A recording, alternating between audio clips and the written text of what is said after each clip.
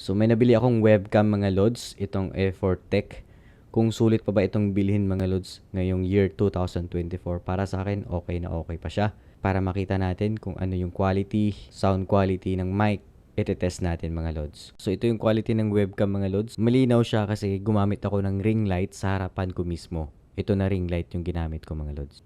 So ito lang yung paraan mga lods kung gusto mong luminaw yung quality ng webcam natin.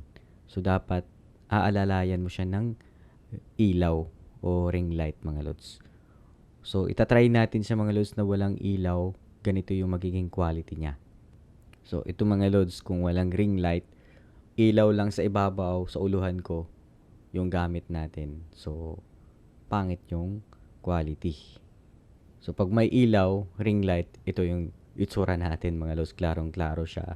At saka hindi rin siya delay. So maganda yung quality. 1080p siya mga lods. Tapos 30 fps. Halos wala naman siguro siyang pinagkaiba dun sa 60 fps na webcam. So ito 30 fps.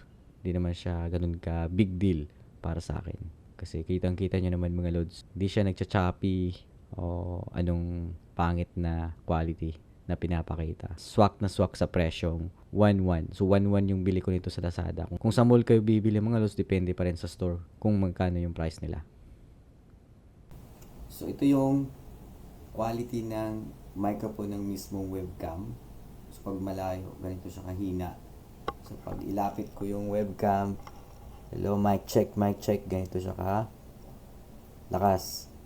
Yung mismong quality ng boses mo sa microphone ng mismong webcam. So may built-in na microphone itong webcam mga lods kung wala kang external na microphone. Yan. Hello mic check. Hello mic check, hello mic check.